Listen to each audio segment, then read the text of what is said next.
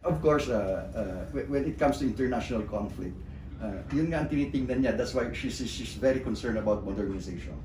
You know, we should have this shift already of the armed forces of the Philippines from internal security operations to external.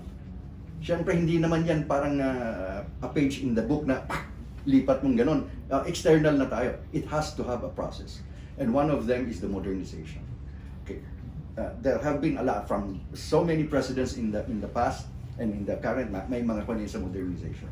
But then again, kailangan pa rin yan training, looking into the capability of the soldier individually as an individual soldier and a soldier of a unit. Hindi lang yung bigyan natin ng modern na baril ito. No, because you have to train on this.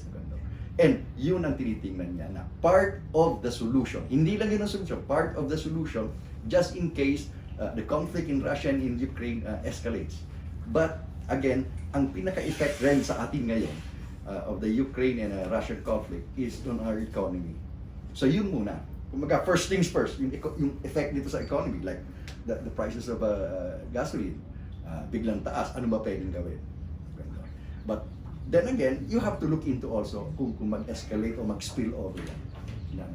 That's why pati yung ating international agreements with the Southeast Asian ASEAN, SEA, with our mutual defense treaty with the United States and other treaties or other agreements, mill-to-mill, military-to-military agreements.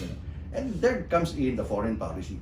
So, consulted din niya yung nasa diplomatic, yung mga foreign service officers natin.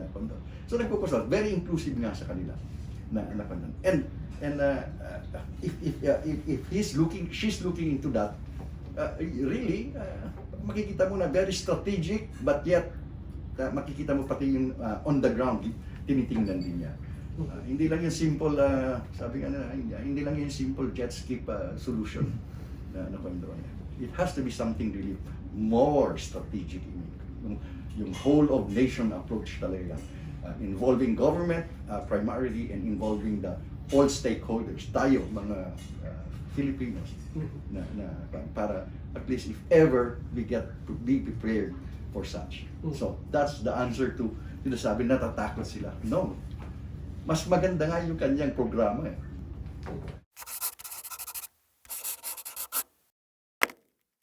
Yes, Personally. confident in the sense that there is a concrete plan. Confident in the sense that the one who's going to administer or execute that plan is somebody who has integrity, who has respect for human rights, who has the credibility in terms of usage of funds and everything. Diba? For the past 3 years, COA has the highest rating for the OVP, Office of the Vice President.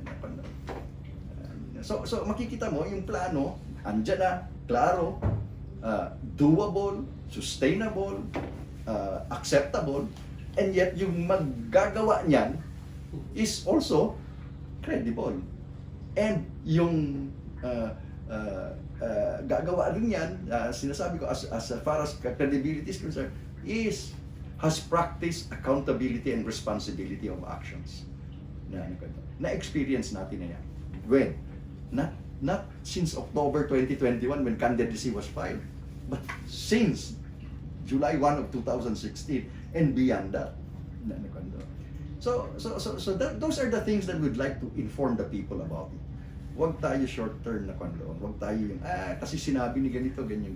Let's look at it. Let's be discerning. Kaya nga sabi nila, protect your vote by looking into the best candidate and vote for the best candidate na na pwede talagang mag-lead sa atin. Remember, this is a presidential and vice presidential, national leadership. 6 years to. Pag yan, sinayang natin yung boto natin, o meron dyan nagsayang ng boto nila by nagbebenta ng kanilang boto, it's for the next 6 years. And understandably, kailangan talaga saludo tayo sa may resibo. And ang tapat na gobyerno para sa lahat, sa ating lahat yan.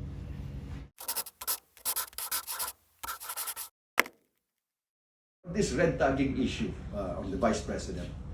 Number one, let me quote what VP has said. Sabi niya, para klarong lahat, itong lahat na to ay all lies. Walang katotohanan. Second, she has made mention that she is against any form of violence or the use of arms to propagate their cause. So ayaw niya yun. And thirdly, nagbigkas na rin siya na she's not for any coalition government. Coalition with the CPP and NDF. Now, that should be understood. That should be believed kasi siya na mismo nagsasabi. Kung hindi sila naniniwala, show your proof. And ang very frustrating dyan, ang nagsasabi niyan are people in government. That's a violation of the code of conduct or ethics of a government office. When I was in the military, when I was in the active service, bawal sa amin yan, being apolitical, to go on partisan politics. And look at it this way, no? Ang mga nag-red tag sa kanya, very frustrating, is baseless. Lahat sinasabi nila, may information ako, may nagsabi sa akin from the left. Di ikaw ang may connection sa left kasi ikaw yung tumatanggap ng information galing sa left. Now, the other thing there is, ang nagsasabi niyan sometimes are people who are in government. An undersecretary for that fact na nagsasabing gano'n, na nagre-red tag kay VP Lenny. And this started, yung nagsimula yung influx ng supporters ni VP Lenny at saka ni Senator Kiko. Yung nag-47,000, may kaliwa, may NPA. Yung nag-40,000, may NPA na kasama. Yung nag-100,000, may coalition government na plano ka. So it is politically tainted. And she and he are in government, and that should not be the case. Meron tayong batas dyan. I think it's Republic Act 6713, yung Code of Conduct of an Ethical Standard of a Government Employee. When I was in the active service, bawal yun sa amin. Hindi ka pwede mag-practice ng partisan politics. You should be neutral. Sabi nga nila, ang aming duty lang during an election, during which the AFP right now is doing, are two things. One is to vote, and secondly is to protect the right to suffrage of the Filipino people. Kasi election, sila nagbabantay niyan. So yun lang ang role nila. When you start saying, vote this, or you start saying, do not vote for this, then you are unethical. You do not follow the standards set forth by a government employee. Ang sabi ko nga is, if you wanna do that, resign from government. Then, to your heart's content, when you're resigned already, you can say anything you want because that's your right. Because you are your rights are guaranteed by our Constitution, to your opinion. So ako, my opinion on that, bakit yung ginagawa yan? Bakit kayo nagbibigkas ng kanya na wala namang baseless? Kung meron yan, di ilabas nyo. Kung meron, kung wala kayong mailabas, di wala. And marami silang sinasabing kasaluning mga lies. There's a parlance in Latin na sinasabi, falsus on uno, falsus on omnibus. False in one, false in all. So pag mali na yung sinabi mo, wala kang makaproof nun. So lahat ng sinabi mo, mali na lahat. So then again, please do not do that. Remember, Leni Robredo is the Vice President of the Republic of the Philippines. Accord her the honor and dignity of such position. Mahiya naman kayo. Kaya nga sabi nga ng iba isa, nasisikmura kaya nila yung ginagawa nila. I really don't know. But my own humble opinion, alam mo, huwag nating gawing ganyan. Let's be fair to the elector, to the Filipino people who will elect the next president and next vice president come May 9, 2022. So this red tagging, no basis. I was asked once, Sir, General, saan ba nagsimula yung red tagging na yan? Again, in my humble opinion, my thinking, nagsimula yan kay Yusek Badoy.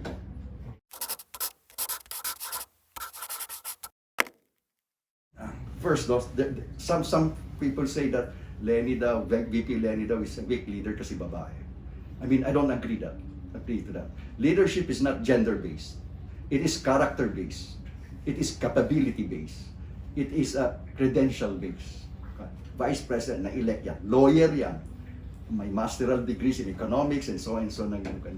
So, she's not weak. Now, how can you say she is weak? When for so many years already, since she became Vice President, there's a military metonymy na boots on the ground. Pag may sakuna, andun siya. Pag may disaster, andun siya. Pag may problema dito on certain kan, andun siya. Yung nagka-problema dun sa fishermen na bangga ng Chinese kan, andun siya to help out these fishermen na involved dun sa accident na yun. Yung nag-pandemic, she was there in the front line doing this for the frontliners, yung mga medical personnel natin, giving PPEs and everything. She's there. So, boots on the ground. Did you ever hear others doing that? No, di ba? So siya, yun ka. That's a trait of a good leader. Next, she has a clear-cut program. Yung kanyang, if you will, you have read probably yung program niya na gobyernong tapat, angat buhay sa lahat. There are 8 points there. Kalusugan, employment, education, infrastruktura, and so on and so forth. And one of them is angat buhay sa seguridad, which she looks into a lot of facets in national security matters, on the insurgency, on the peace and order situation, on the drugs problem, on the West Philippine Sea issues, na meron siyang clear-cut plan on how to address this, starting from the arbitral decision, down to diplomacy, down to information, down to militarity, and on the economy, anong effect niyan sa atin. Third, next on that is, she has this clear concept of how to handle insurgency. You have heard probably that, sabi nila, let us treat the root causes of insurgency. Yun ang kanda. Para matigil na yung insurgency problem natin, let us treat the root causes of insurgency. Now, pag tinignan mo, sabi pa rin ng iba, root causes, poverty. So, let's treat poverty. Next, injustice. Root cause, injustice. But, na-treat yan ni VP Lenny. In our consultations with her, as a member of retired sector, of retired AFP officers, na kinonsult niya kasi, di ba, everybody knows, VP Lenny is inclusive. So, she gets all the information that and things that matter from all sectors, not only from us, from people in the handling the economic sector, the finance sector, and so on and so forth. So, kinuha niyan. And sabi niya, let's have to look into this more deeper. Okay, bakit? Root causes of insurgency, sabi nila poverty. Ilan ang poverty line na ang nasa poverty line natin? Pero hindi naman lahat NPA. Root cause is injustice. Ilan yan yung nagkaroon ng injustice, especially in the far-flung areas. But hindi naman lahat yun in NPA. Unemployment. Ang laki rin ng unemployment natin, pero hindi naman lahat ng unemployed NPA. Okay? So sabi niya, let's look into the root causes of dissent that breeds insurgency. Bakit ba ang isang tao na nasa poverty or nagkaroon ng injustice, bakit ba siya napipilitan mag-rise up in arms against government? Diba? So yun ang gusto niyang tutugan. Yun ang gusto niyang i-address immediately when she becomes a president of the republic. So, yun ang leadership. She leads really by example. Siya na rin, itong issue about red tagging. Makikita mo, she's not throwing oranges at anybody. Kahit yung mga nagsasabi sa kanya, she's not, gumaganti in a quotation na, all she says is, those are lies. All she says, that's not correct. All she says is that hindi tayo magko-coalition sa kanila. And she's not throwing, as I've said, my term there is, she's not throwing oranges at these people. That's the best leader that we have. So, if she being capable, she being credible, she being educated, she being exuding integrity and honesty, and she practicing accountability and responsibility for the, not hindi lang tong campaign period, that was way back to since 2016 yung naging vice president siya, and even before that when she was a congresswoman, and even before that when she was just practicing law for the benefit of yung mga mahihirap na binibigyan niya ng legal assistance. So, if you call that weak, then I don't know what a strong leader is. So, makikita natin, she's capable really. And she could bring integrity and dignity to governance to the highest position of the land if she becomes our president. I'm not really sure, but thinking on that, I think that was the matter that she was saying about the war on drugs. Alam naman natin, everybody knows what happened in the war on drugs. Kian dos Santos is one. And, up to now, it's not resolved, so to speak. The missing 6 billion worth of shabu in Kanya. But and yet, ang nakikita natin na mamatay is the small pusher on the ground, or probably ang sa akin is the war on drugs should be really inclusive of everything. Yan dapat yung which she made mention already, denying the source. And secondly is rehabilitate the users. Kung walang, it's easy to say, but may thinking siya na pag walang talagang gumagamit ng shabu, na ma-educate natin ang kabataan or whoever can and rehabilitate them then by law and so supply and demand, mawawala ang demand, mawawala na rin yung hindi lang yung basta kakatok ka tapos huli ka kasi nasa listahan ka namin. Buti hindi nila nakatok si Hidilyn Diaz na nasa listahan daw kuno, o si Gretchen Hope, di ba? Na nakatok dahil nasa listahan na doon. And who announced that? It might not have been the president, but it is somebody in the office of the president. So makikita natin, I think yung ni-mention mo sa she was mentioning that, is mentioning because she wants to look into this. She wants to look into kung ano talaga nangyari and make those who are responsible for it accountable for their actions.